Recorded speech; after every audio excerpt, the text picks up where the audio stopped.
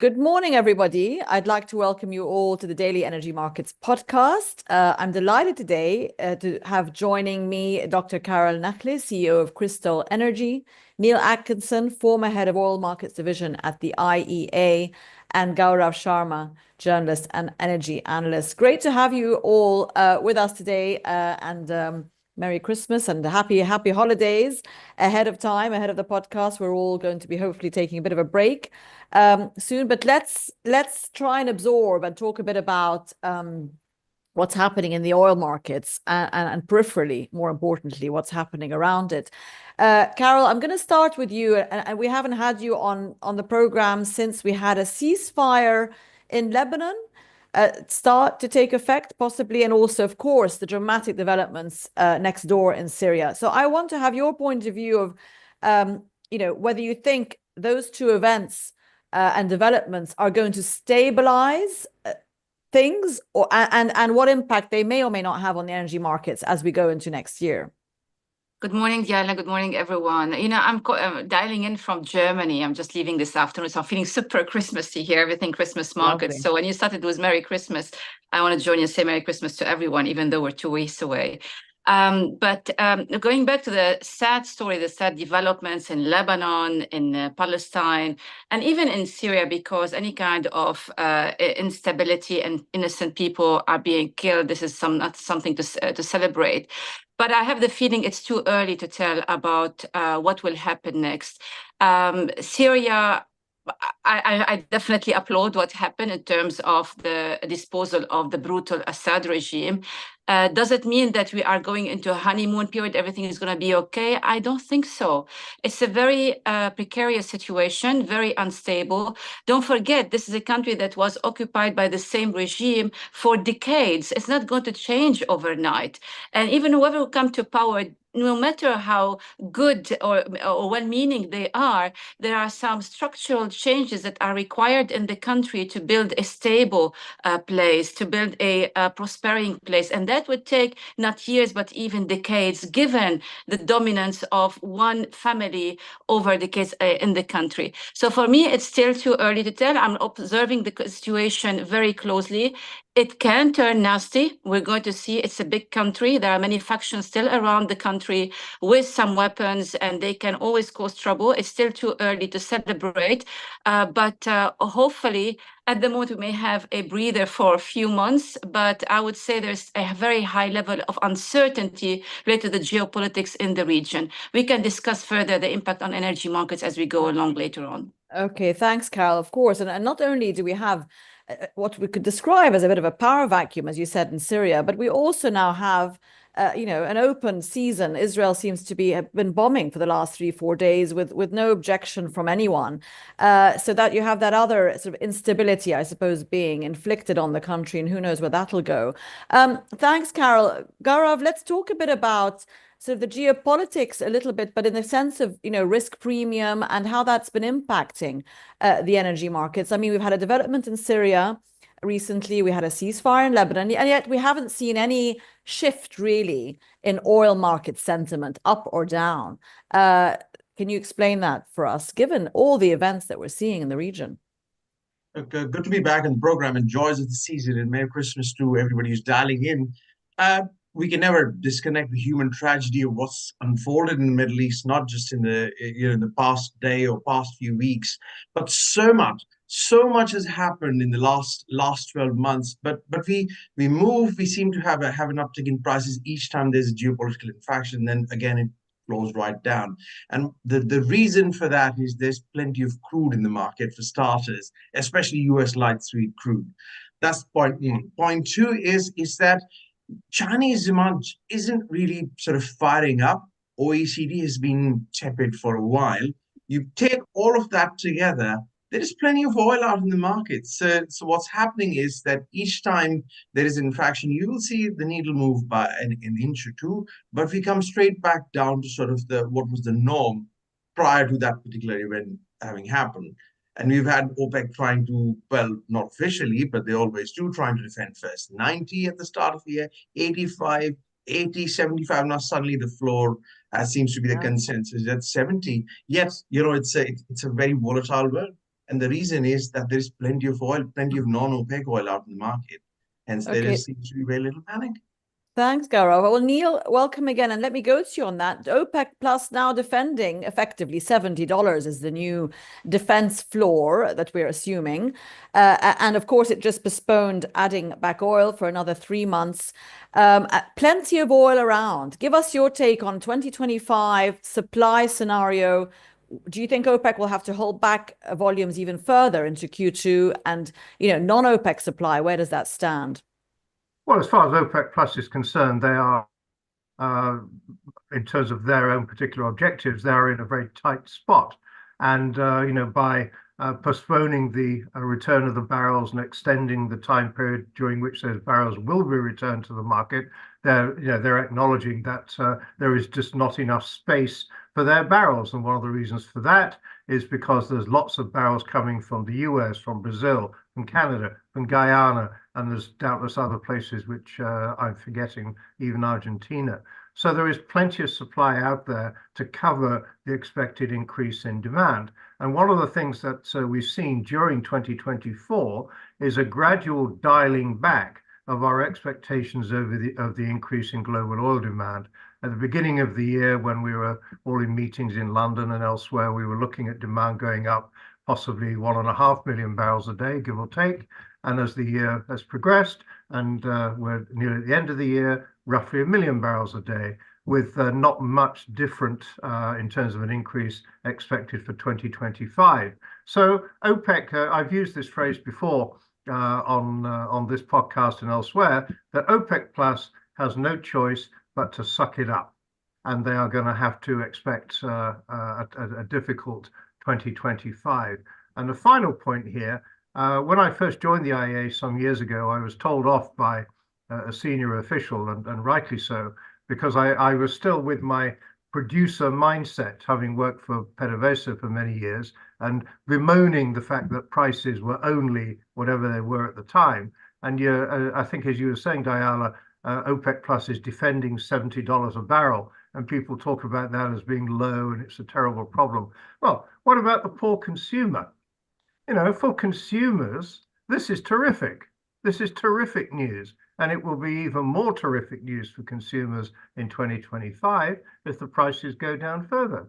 There are two sides to this coin, and we don't always, I think, remember consumer interests. Yeah, and some people are actually saying that we are going to see that price drift lower. Some people have even called it will go below 60 if the demand scenario remains as expected. Thanks, Neil. I mean, Kara, let's go to you. Let's stick to OPEC Plus. I mean, they're clearly now recognizing the real fundamentals situation out there. They're controlling their own volumes. But another issue that OPEC Plus has to contend with while it does that, of course, is compliance within the group. You've had the Iraqi, Kazakh sort of overproduction in terms of their quotas. You have the new quota promises made to countries like the UAE for their production capacity. How can OPEC, in this really kind of defensive position now that it's in going forward, given demand, continue to hold those things together or improve those other factors that are internal issues?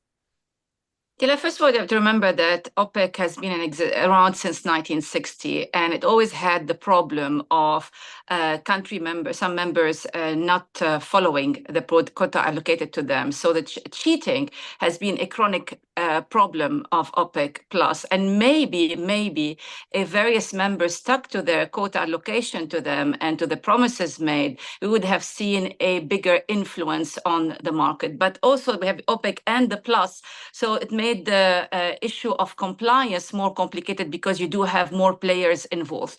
The second thing is not just that there are cheaters because they like to cheat. OPEC Plus is not a homogeneous group. You do have countries that need much higher prices to balance their budget and then maintain their economic stability.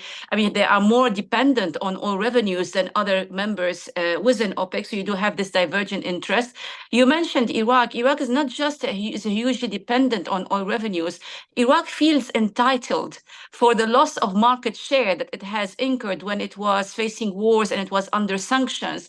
And it feels that other countries in OPEC have benefited from that period at its own expense. And no matter what you tell the Iraqis, they may follow the quota for a short period, but they have been the usual suspect when it comes to cheating. How can they go around that? I don't think there is a solution to that. Either you go to punish like what the Saudis did before when they just flooded the market. I don't think this is going to be a scenario we're going to see anytime soon, or they will keep on with going on with this naming and shaming. But we have to acknowledge that the cheating in OPEC will continue. OPEC has a choice. Either it just dissipates or it continues with that problem. And I think this is the latter that we're going to see.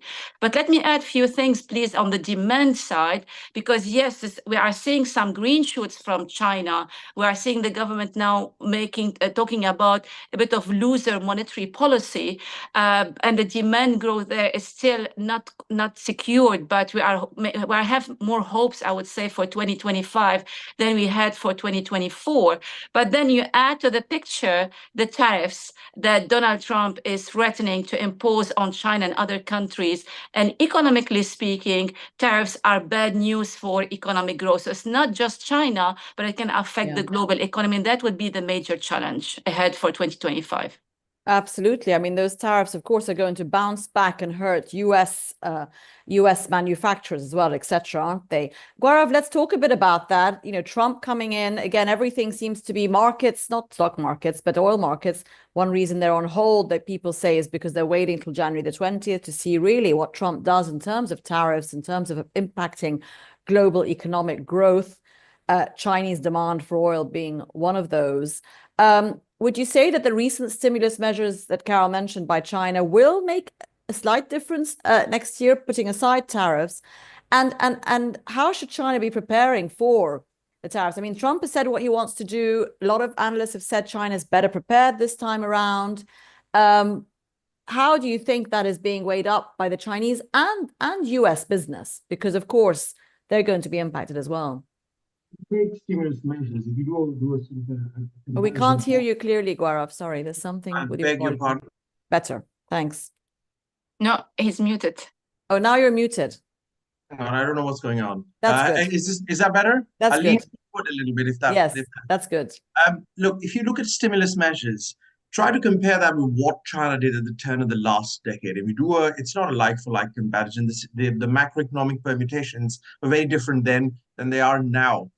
That said, if you look at a whole host of commentary about the stimulus, including my own observations, I would say it's a bit lukewarm. It's nothing like what the Chinese attempted at the turn of the last decade. That's one factor. Secondly, Trump is well known to be pretty protectionist. He's going to do what he does. Take all of that together, I suspect we're in for a very, or rather OPEC is in for a very tough ride for the first half of 2025.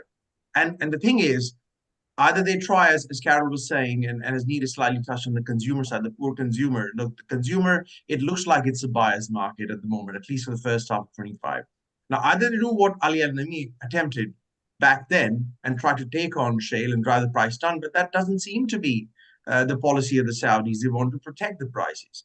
And now each time there are these price floors, but whatever's happening in China, whatever's happening in US, if we look at a slightly bearish market, what you have here is that each time OPEC attempts to defend the floor, 90, 85, 80, 75, now 70, throughout the last 12 months, all the US players, especially some of the smaller ones, they hedge. They try to protect themselves for 12, 18 months. So Trump will come to the White House saying, well, I love oil. I'm all in support of the US oil industry. It's practically little to do with Trump. But the first 2 years of his presidency, you'll see a lot of US oil in the market. And that's trouble for OPEC, with Chinese demand not quite firing up. I don't think the stimulus will have as much of an impact. Okay, yeah, I mean, US production is one thing I wanted to touch on, and there has been, it's certainly going to be consistent, if not increasing a little bit. But Neil, let me go back to you. Let's talk a bit about Iranian production, because of course, another impact that may come from Trump coming in is that he will tighten and retighten the existing sanctions on Iranian oil that have been kind of let loose a little bit in the last couple of years at least, and perhaps even more stringent ones. He certainly threatened to do that. What would happen if we had literally Iran not being able to export any of its oil? I mean, that would obviously help resolve a little bit the oversupply, but do you see that happening? No. Well, sorry to say no. You could never tell with Trump. This is the problem. There's a big difference this time between compared to the time when Trump did impose sanctions at the end of 2018 into 2019. At that time, the imposition of sanctions was actually postponed because the market was tight and prices were rising at much higher levels than they are today ahead of US midterm elections.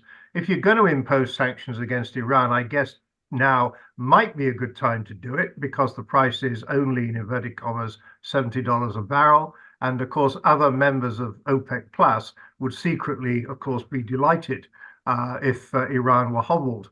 But of course, you know, China takes basically, is it round about 1 million barrels a day from Iran? And I think the figure has actually been higher at certain times. And I don't think China is going to be terribly amused by having Iranian supply cut off, although it can obviously get barrels from other countries. So there's a lot at stake here. And I think that, yes, it's tempting for political reasons for the Trump administration to point out those awful Iranians. Look how malign they are throughout the whole of the Middle East region. They're nothing but trouble. We should do something to hurt them. And I guess he may try to do that, but it's a careful balance, you know.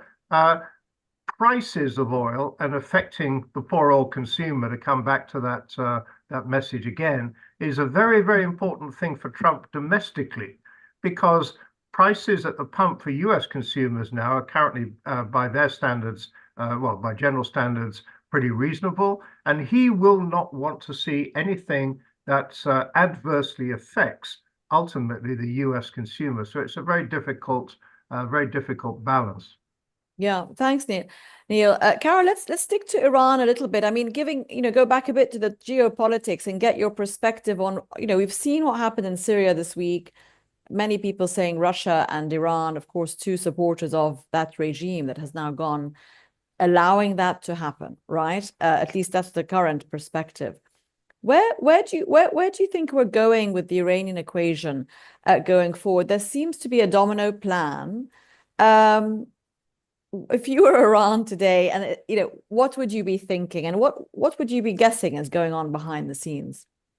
I cannot guess what they are thinking. Otherwise, it would have been easier to deal with Iran. But there is no doubt that Iran has been weakened today.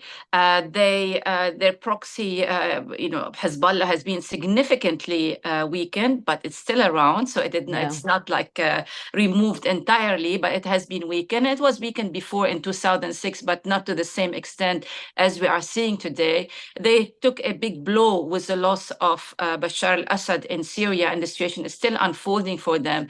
So you may really say that because Iran has been weakened, then it becomes easier to put pressure on Iran. And therefore, if we bring Trump to the equation, the threat of tougher sanctions might push Iran to come back to the table and accept some kind of deal on its nuclear program. But there's another scenario. When you are cornered, when you feel weakened, you may actually want to look for ways to strengthen your position. And what you do, you may want to accelerate your nuclear program. So it can go either way. It's not clear cut for the Iranians. I think this is where this is how I see the divisions within Iran, either to maybe negotiate some kind of deal to reduce the economic pressure on its society, because there's lots of internal discontent within Iran with respect to the regime, even though they suppress it and we don't hear much about it, but it's still boiling under the surface. Or they might say you do have the more hardcore groups, and we saw them before, and they are the ones who are more in control. They might say, well, actually, to hell, let's show them who the Iranians are, and let's accelerate with our nuclear enrichment. So these are the two scenarios I envisage at the moment. Yeah, we'll see if the economic equation wins an argument, because that's certainly what other countries in the region would prefer in terms of the future plan, economic corridor, economic opening, etc. And certainly countries like Saudi Arabia have indicated in the past that that's what they would like to see, as we began to see a little bit of softening and a détente between those two countries. But of course, it's early days.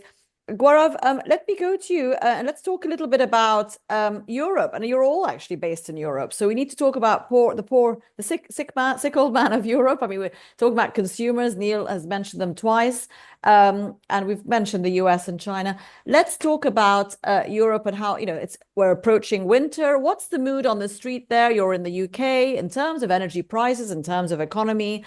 Any nervousness from where you sit about where oil prices could go in the new year, given all the turmoil that we have here in the region where I sit? I'd say in the case of oil, possibly no. Natural gas, though, that's a different matter entirely. Let's touch on oil first. I think if you look at demand within the OECD, and of course, by extension in the UK where I am based, I think there's not much nervousness about prices at the pump right now. Given the wider climate, it's the natural gas markets that are kind of spooked, and they wish they had the luxury of taking Russian gas they've been reliant on for so long. The UK doesn't import as much Russian gas, or now negligible before and none now. But the international markets impact what goes on here, and we have some of the highest energy prices here. Much of the sort of nervousness, the tension, I would say, from a pan-European perspective, is focused entirely on the natural gas markets rather than oil. So yes, there is some nerviness, but as far as prices at the pump are concerned, they've been the lowest we've seen since 2021. Thanks, Gaurav. Of course, Neil and Carol, you're sitting in France and Germany, respectively, and the politics there is a bit messy, isn't it? The domestic politics. Neil, let's get because as you are in Paris now, Macron's in everything's in a mess, isn't it? And they've got a big financial crisis there as well. Where's that going, do you think, in the new year? Do you see France emerging a little bit more stable as we go into 2025, politically speaking? No, because it's a crisis from which there is no really acceptable solution. And it's a crisis which is entirely self-inflicted. People apparently have been telling Macron all his life that he's the smartest guy in the room. And it turns out that actually he's not the smartest guy in the room. And he took a disastrous decision to call elections in the middle of last year, which was unnecessary. He got a bad result where a parliament divided roughly into three equal blocks. And you have a left-wing alliance where the members of the alliance hate each other more than they hate the right, and you've got some people on the right who hate each other more than they hate the left, and it's a mess. And talking to French friends during the weekend, you ask them, though, have they asked you to be prime minister yet? Because they're going through this list of names, all of whom seem to be unacceptable to significant parts of the political establishment, and it is a mess. And as far as the economy is concerned, France's debt, as we've all seen in the recent commentary, is now enormous. They've been trying to cut back on public spending. They've been trying to raise taxes at the same time, and it's just not working. So France is in a very, very bad state. Mercifully, here in Paris, our energy costs, the ones that I pay every month for my gas and electricity, are nothing like as high as the absolutely eye-watering prices in the UK. So I guess we have to be grateful for that. But France is going to be a source of political instability until they can have fresh elections to the National Assembly, which cannot happen before next July under the Constitution. And maybe that will be the only way out, but it's a political stalemate. Okay, thanks, Neil. I mean, Carol, let's talk, sticking to Europe a little bit, but I'd like to get your thoughts on the energy transition story, because, we've had the Russia-Ukraine equation that has brought sort of energy security front and center. Europe is ahead in the energy transition initiatives, but it's got, they have Germany has problems, France has problems. The leaders there in transition have other issues to think about. We've seen corporate IOCs start to retract a bit from their commitments. And we had a COP meeting that didn't go very well in terms of, country climate negotiations. Do you think we're entering now a new period where that's going to be a little less focused for individual countries going forward? I mean, definitely we have a change in the overall sentiment and mood that we witnessed only a few years ago. But when it comes to Europe, to add to what Gaurav said, when we hit the cold season, you find people much more concerned about keeping warm, and they don't really think much about a greener future. So the concern becomes, their basic needs need to be met, and how much they are spending to meet that basic need. So you find today the conversation in Europe, yes, is much less aggressive when it comes to climate change. They are not reversing their goals. They are not abandoning climate goals, but it's just the intensity of the discussion by its nature. When we enter the winter season, we start seeing energy prices being pushed up higher. I just received an email from British Gas in the UK that I should start to see my bill increasing as of January. Mind you, that a few months ago, they also sent me the same email. And that by itself can create a distraction from the climate target, because we all know today that despite what the politicians keep on telling us, that it's going to be cheaper, more energy secure, everybody would be living happily ever after. This is proven to be a political slogan, but not a reality that we are all experiencing. So you do have this kind of distraction today, that the focus is on how do we pay our energy bill in the light of the ongoing economic challenges.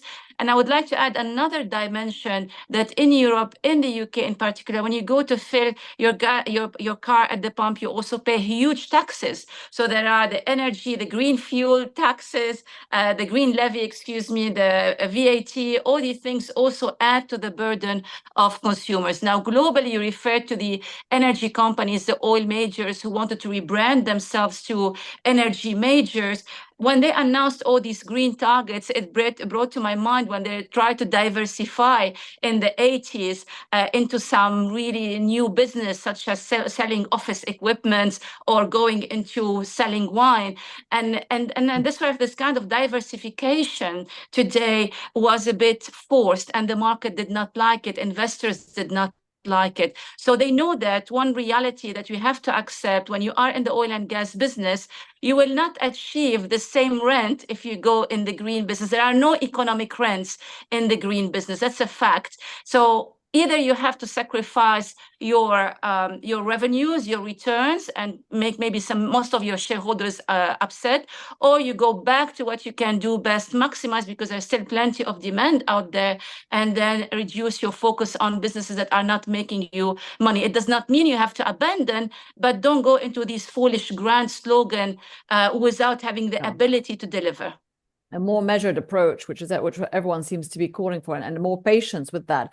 Gaurav, I just want to go briefly back to the US and US production. We saw quite a bit more M&A activity there in the shale patch and Permian this year. Again, expectations under a Trump administration. Yes, he's drill, baby, drill, and he's going to perhaps open licensing. But do you think that will, even if that happens, will that encourage corporates to invest and hire more rigs, etc., or again, shareholder returns still the focus, and a more cautious sort of approach to pumping more? Look, political slogans be what they are. They don't really reflect that much on the ground. I mean, the drillers and the roughnecks would probably know more about the direction of travel than Mr. Trump. But yes, of course, he's pro-oil. It's well established. Those are his credentials. He set out his stall.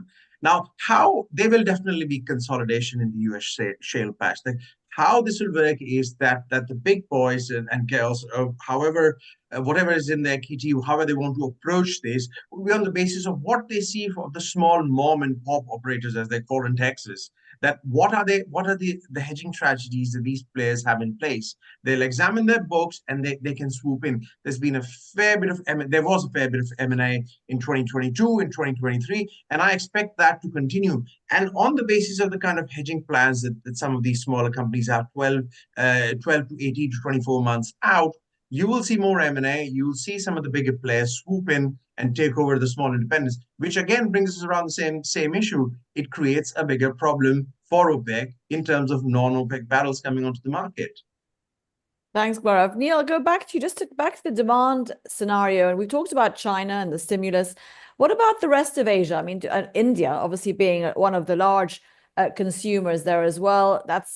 Its growth trajectory is looking a bit more positive than others in the region. Any additional support to come from there, whether it's India or other South Asian countries, and how should Gulf producers be looking at their sort of core market there in terms of confidence for demand security? Well, India is the poster child of demand growth over the next decade or foreseeable future. It's using, I think, less than 1.5 barrels per capita per year currently. And China, after 30 years of growth, strong growth, is using about 4, I think it is, something like that. And the OECD average is 12. So, India has a lot of growth ahead of it as its population gets richer and they become more mobile, so more passenger cars, more trucking, more shipping, more aviation, more petrochemicals for plastics. So India is going to be a big, big pull for the OPEC producers in the next decade, as far as the eye can see. Elsewhere in Asia, of course, the other developing countries are still developing, and they are going to see their demand grow strongly. And my personal belief as a peak oil demand skeptic is that the growth in demand from countries like India, and I still believe there's still growth in China, by the way, I'm not a peak oil demand enthusiast for China either. The growth in demand from developing countries in Asia and also in Africa, which is less talked about, and other parts of the world, their growth will exceed any likely fall in the rich countries. So, India is going to be very, very important.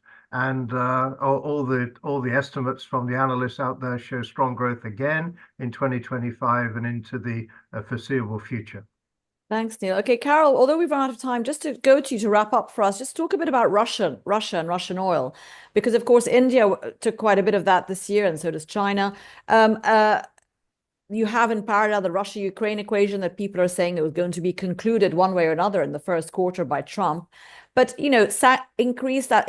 increasing stringent sanctions on ships and insurance that we saw a bit this year, has that impacted at all the sanctioned sort of, I suppose, dark fleet barrels, or does Russian oil continue to flow as it has been? I don't want to end on a pessimistic note for those who put too much faith in sanctions. But really, I mean, what we are seeing, I mean, the more sanctions you impose and you try to tighten, the more creative the sanctioned country becomes in terms of evading those sanctions. So I think, yes, we might see a limited impact, but there is always a way to go around it. But why don't we look at a more optimistic scenario whereby hopefully under Trump, some kind of peace deal can be achieved between Russia and Ukraine, and we don't have to talk about sanctions. But mind you, you do have, I cannot imagine like what's going on in the discussion between Russia, Iran, Venezuela, when they are sharing tips on how to evade sanctions. I think there's a very, very well-established web of mechanism to evade those sanctions. So the impact is limited, as we have seen to date. Thanks very much, Carol. Thank you to Dr. Carol Nachli. Thanks to Neil Atkinson and Gaurav Sharma for joining us today. We also have a halftime talk interview coming up in an hour, very worthwhile listening to, very timely, from Mr. Yerevan Saeed, who talks all about Kurdistan, KRG production, and Iraq, and a few comments on also the recent developments in the Levant. So well worth a watch in an hour's time. Thanks so much for joining us, everyone. Have a great vacation if you're all taking some time off. And here's hoping for a more peaceful 2025. All the best. Thank you. Bye. Bye-bye. Thank you, everyone.